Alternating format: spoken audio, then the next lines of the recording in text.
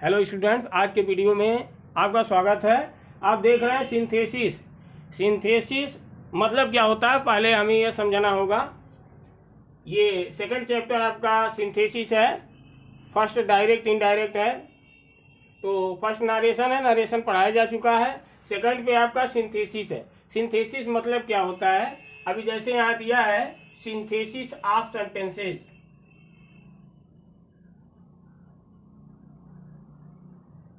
Synthesis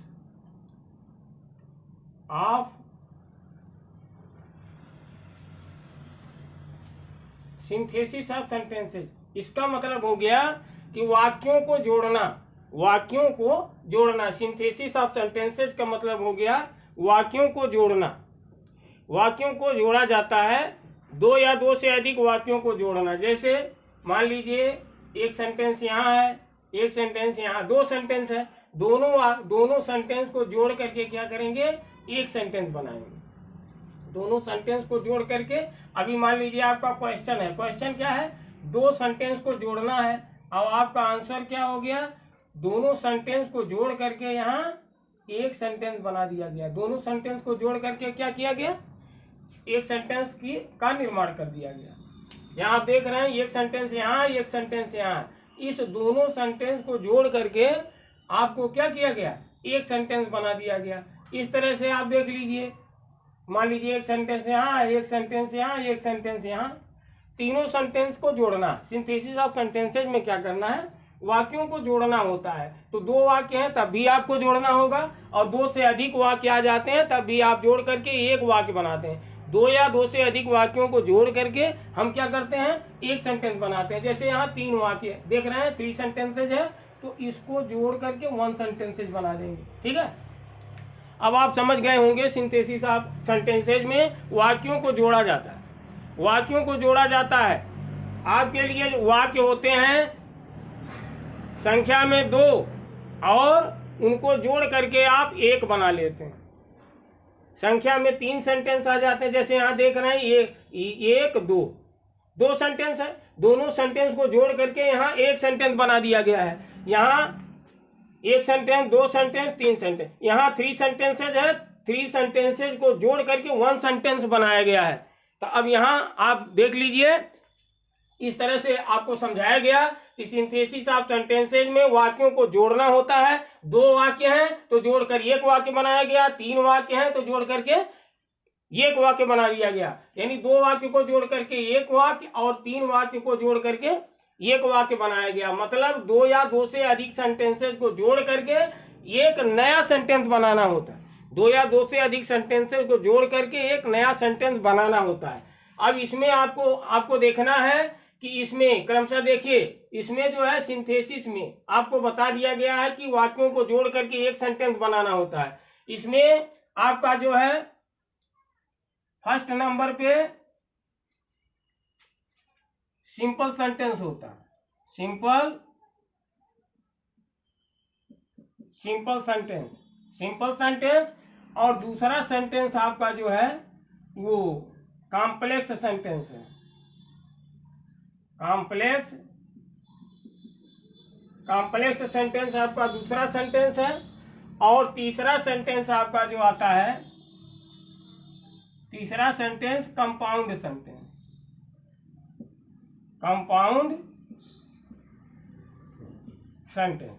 simple sentence, complex sentence और compound sentence.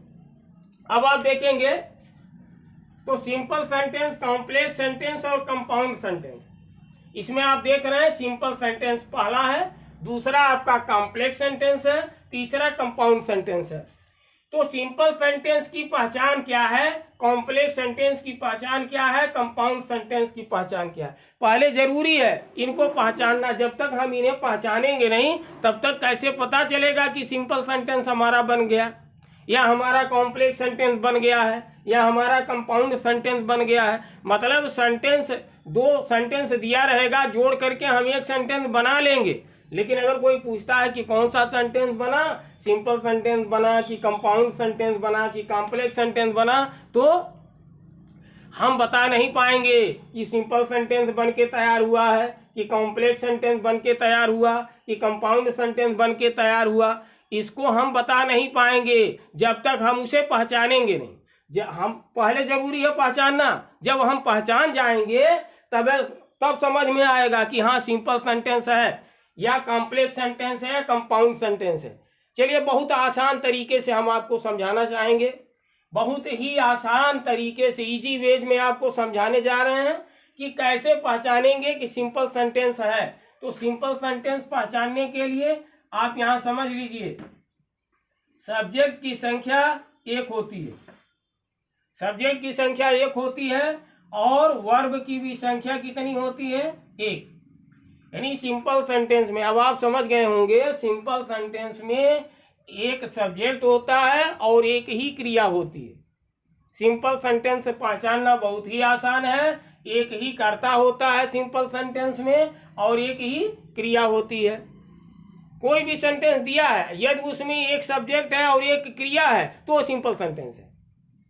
Simple sentence पहचानने का आपको बहुत आसान तरीका बताया गया कि कर्ता एक होता है और क्रिया एक होती है, मतलब सिंपल सेंटेंस में सब्जेक्ट की संख्या एक और वर्ब की संख्या एक होती है। फिर चलिए कॉम्प्लेक्स सेंटेंस को पहचाने। कॉम्प्लेक्स सेंटेंस पहचाना जाए, कैसे पहचानेंगे कॉम्प्लेक्स सेंटेंस को? इसमें क्या होता है, सब्जेक्ट की संख्या दो होती है। कॉम्प्लेक्स सेंटेंस में सब्जेक्ट की संख्या दो होती है और वर्ब की संख्या भी दो होती है। कॉम्प्लेक्स सेंटेंस में सब्जेक्ट की संख्या दो और वर्ब की संख्या दो होती है। अब पहचान गए होंगे आप कॉम्प्लेक्स सेंटेंस को। इसमें दो कर्ता होता है और दो क्रिया होती है। उसी तरीके से आप आते हैं कंपाउंड सेंटेंस में। तो कंपाउंड सेंटेंस में देख लीजिए, सब्जेक्ट की संख्या दो और वर्ब की संख्या दो होती है। अब आप दोनों में देख रहे हैं, ये सिंपल सेंटेंस आपका डिफर कर रहा है, सिंपल सेंटेंस तो डिफर कर रहा, इसमें बहुत आसान है, कर्ता एक क्रिया एक, यानी सब्जेक्ट की संख्या वन और वर्ब की संख्या वन होती है। तो ये तो एकदम क्लियर है, अलग है। चलिए क्लियर हो चुका है सिंपल सेंटेंस। लेकिन जो कॉम्प्लेक्स सेंटेंस और कंपाउंड सेंटेंस है ये दोनों क्लियर नहीं है, क्योंकि कॉम्प्लेक्स सेंटेंस में भी सब्जेक्ट की संख्या दो होती है, कंपाउंड सेंटेंस में भी सब्जेक्ट की संख्या दो। यहाँ आप देख रहे हैं कॉम्प्लेक्स सेंटेंस में सब्जेक्ट की संख्या दो, कंपाउंड सेंटेंस में सब्जेक्ट की संख्या दो। अब इसमें कॉम्प्लेक्स सेंटेंस में वर्ब की संख्या दो, कंपाउंड सेंटेंस में वर्ब की संख्या दो। यानी दोनों ये आप जो देख रहे हैं कंपाउंड सेंटेंस और कॉम्प्लेक्स सेंटेंस, ये दोनों यहाँ सेम हो रहे हैं। ये जो हमने पहचान बताया, इस पहचान से कॉम्प्लेक्स सेंटेंस और कंपाउंड सेंटेंस ये सेम हो जा रहे हैं। और हमको क्या करना, सेम नहीं करना, डिफर करना। जब तक हम डिफर नहीं करेंगे तब तक पहचान क्लियर नहीं होगा। अभी जैसे सिंपल सेंटेंस है आपका पहले से डिफर है कि सब्जेक्ट की संख्या वन, वर्ब की संख्या वन होती है, तो ये पहले से डिफर है, तो ये क्लियर हो गया। लेकिन इसमें कॉम्प्लेक्स सेंटेंस और कंपाउंड सेंटेंस को देखा जाए, यदि इनका चर्चा किया जाए, तो यहाँ आप देख रहे हैं कि दोनों के सब्जेक्ट टू है, दोनों के वर्ब टू है, मतलब दोनों सेम है। तो जब सेम हो गए तो कैसे पहचानोगे कि कॉम्प्लेक्स सेंटेंस है कि कंपाउंड सेंटेंस है? अब इसको सेम नहीं करना है, इसको डिफर करना है। जब तक हम इसको अलग नहीं करेंगे, इस दोनों को जब तक अलग नहीं करेंगे तब तक इनका पहचान क्लियर नहीं होगा। तो क्लियर करने के लिए देखते हैं क्या होता है। अभी कॉम्प्लेक्स सेंटेंस में आप देख लें, कॉम्प्लेक्स सेंटेंस की एक तीर यहां से यहां आ गई है, कॉम्प्लेक्स सेंटेंस को देखा जा रहा है। कॉम्प्लेक्स सेंटेंस को हम देख रहे हैं। कॉम्प्लेक्स सेंटेंस में क्या होता है, एक प्रिंसिपल क्लॉज होता है।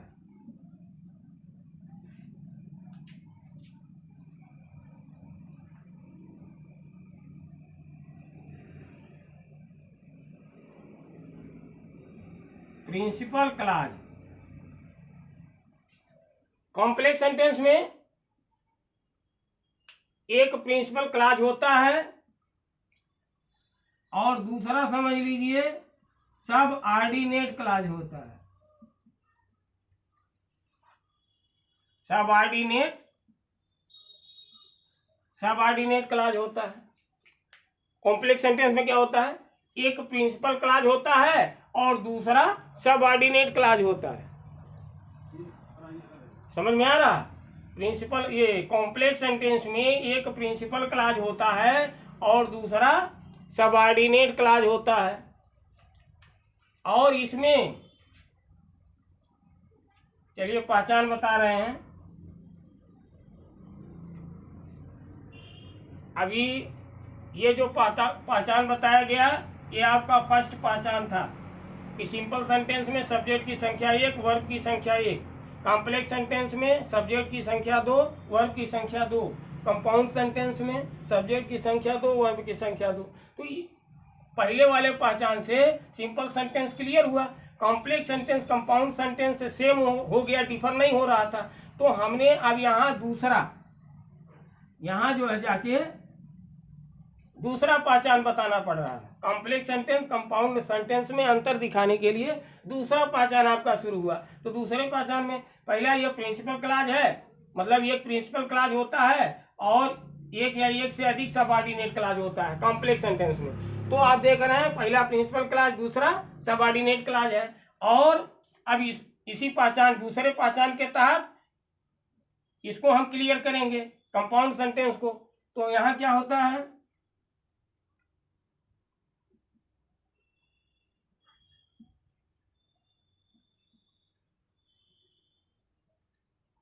Principal clause, coordinate clause, coordinate clause, coordinate clause हो गया आपका। अब दोनों में अंतर आप देख रहे हैं। प्रिंसिपल क्लॉज मान लीजिए, इसमें भी प्रिंसिपल क्लॉज, इसमें सबऑर्डिनेट क्लॉज होता है और इसमें कोऑर्डिनेट क्लॉज होता है।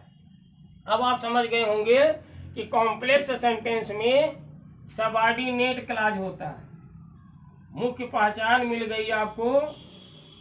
प्रिंसिपल क्लॉज मान लीजिए दोनों में, लेकिन ये मुख्य पहचान आपको मिल गई यहाँ कि कॉम्प्लेक्स सेंटेंस में सबऑर्डिनेट क्लॉज होता है और कंपाउंड सेंटेंस में कोऑर्डिनेट क्लॉज होता है। ठीक है, अब आपके समझ में आ गया होगा। कॉम्प्लेक्स सेंटेंस में सबऑर्डिनेट क्लॉज होता है और कंपाउंड सेंटेंस में कोऑर्डिनेट क्लॉज होता है। अब जाकर के डिफर हुआ कॉम्प्लेक्स सेंटेंस की पहचान जब हम देखेंगे कि सबऑर्डिनेट क्लॉज दिया हुआ है, सबऑर्डिनेट क्लॉज दिया है तो कॉम्प्लेक्स सेंटेंस है, और यदि कोऑर्डिनेट क्लॉज दिया है तो कंपाउंड सेंटेंस है। यहाँ आप समझ गए होंगे, यदि सबऑर्डिनेट क्लॉज है तो कॉम्प्लेक्स सेंटेंस है और कोऑर्डिनेट क्लॉज है तो कंपाउंड सेंटेंस है। अब इसमें आपको हम समझा दें, कॉम्प्लेक्स सेंटेंस चल रहा है यहाँ। कॉम्प्लेक्स सेंटेंस में आप देख रहे हैं सब्जेक्ट की संख्या 2, वर्ब की संख्या 2। इसमें क्या होता है, एक प्रिंसिपल क्लॉज होता है और दूसरा सबऑर्डिनेट क्लॉज होता है। ठीक है, अच्छा, तो सबऑर्डिनेट क्लॉज के भी प्रकार होते हैं। अब यहाँ आप समझ लीजिए,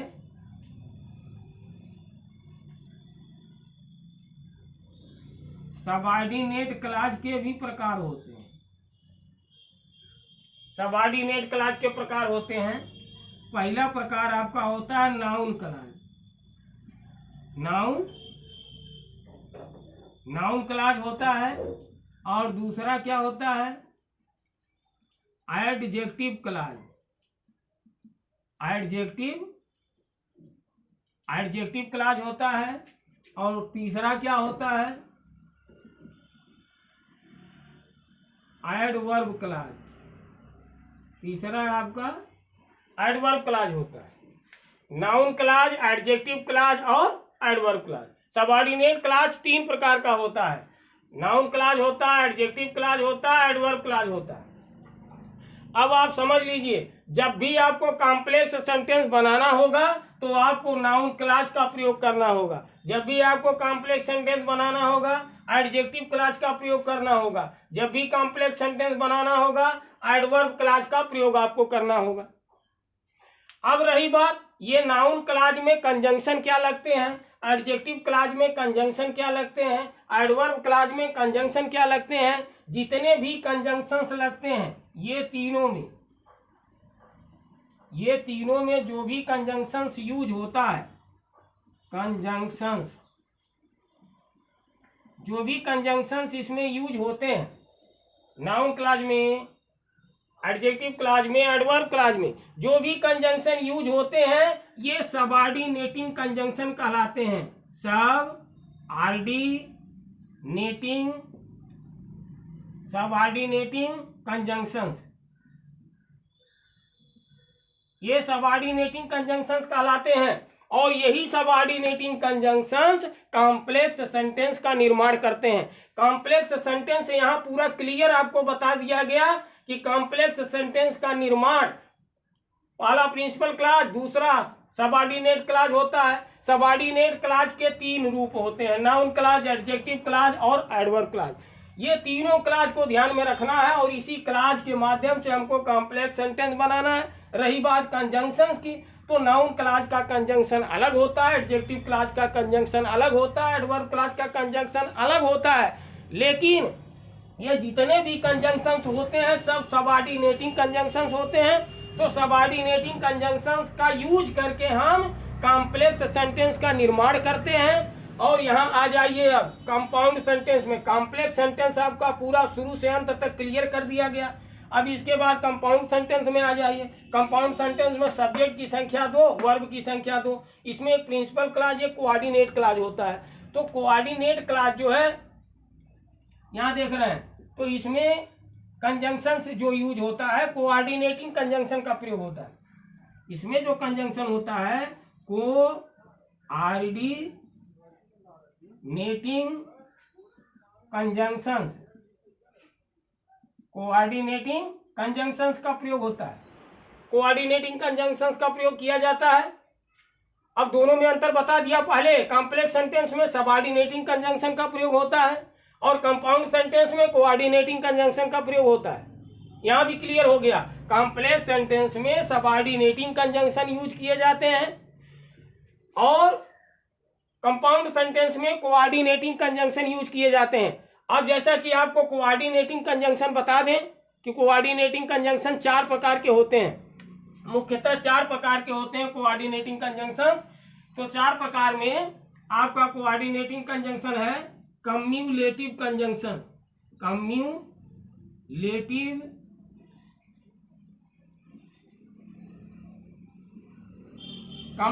कंजंक्शंस है।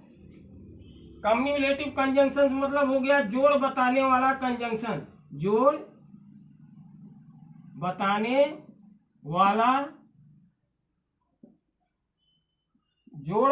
वाला कंजंक्शन। कम्युलेटिव कंजंक्शंस जो हैं ये जोड़ बताने वाले कंजंक्शंस हैं, जोड़ बताने वाले कंजंक्शंस हैं। जोड़ बताने वाले कंजंक्शन जैसे मैं चाय की दुकान पर गया और मैंने चाय पिया, मैं विद्यालय गया, मैंने छात्रों को पढ़ाया। ये जो है जोड़ बताने वाले कंजंक्शंस हैं जो एंड का प्रयोग कराते हैं। इसमें कम्युलेटिव कंजंक्शन में हम आपको बता दें एंड का प्रयोग होता है, बोथ एंड का प्रयोग होता है, इसमें एज वेल एज का प्रयोग होता है, नॉट ओनली बट आल्सो का प्रयोग होता है। तो इतने सारे कंजंक्शंस कम्युलेटिव कंजंक्शंस के हैं। इसके बाद दूसरा कंजंक्शन होता है आपका अल्टरनेटिव कंजंक्शन।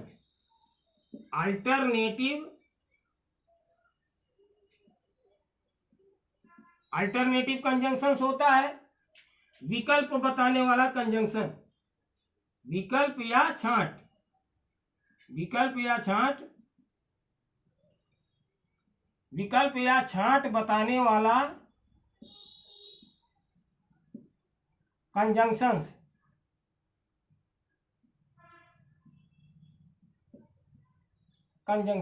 इसमें जो है विकल्प बताता है या अलग करता है, उसको छांटता है। तो विकल्प बताने वाले कंजंक्शंस जो हैं आइदर आर है, नाइदर नार है, आर है, अदरवाइज है। जैसे कहते हैं समय से आओ अन्यथा मत आओ, तो कहने का मतलब उसमें ऑप्शन बताता है। ठीक है, तो ऑप्शनेबल जो होता है वो अल्टरनेटिव कंजंक्शंस होता है। इसके बाद तीसरा है एडवर्जेटिव कंजंक्शन।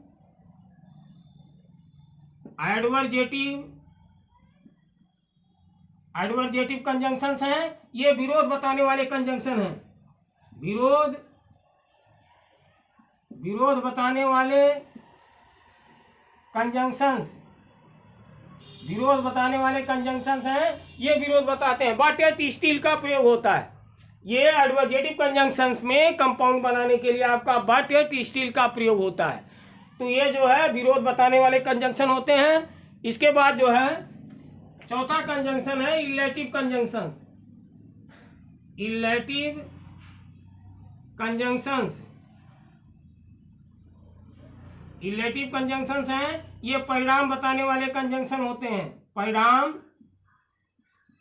बताने वाले कंजंक्शंस, ये परिणाम बताने वाले कंजंक्शंस होते हैं। परिणाम बताने वाले कंजंक्शंस देयरफॉर है और सो है, देयरफॉर और सो है। तो इस तरह से आपको समझा दिया गया। फिर से समझ लीजिए, सिंपल सेंटेंस में एक कर्ता एक क्रिया होती है, कॉम्प्लेक्स सेंटेंस में दो कर्ता दो क्रिया, कंपाउंड में दो कर्ता दो क्रिया। ये दोनों सेम हो जा रहा, दोनों को अलग करने के लिए आपको बता दिया गया कि सबऑर्डिनेटिंग कंजंक्शन का प्रयोग करके कॉम्प्लेक्स सेंटेंस बनाया जाता है और कोऑर्डिनेटिंग कंजंक्शंस का प्रयोग करके कंपाउंड सेंटेंस बनाया जाता है। तो यहाँ एक ही बार में simple sentence, complex sentence, compound sentence तीनों की चर्चा हो चुकी है। अब नेक्स्ट वीडियो में आपको सिंपल सेंटेंस के बारे में बताया जाएगा कि किस तरह से दो या दो से अधिक सिंपल सेंटेंसेस को जोड़ करके एक नया सिंपल सेंटेंस बनाना होता है सिंथेसिस ऑफ सेंटेंसेज में। फिर मिलेंगे नेक्स्ट वीडियो में, तब तक के लिए धन्यवाद।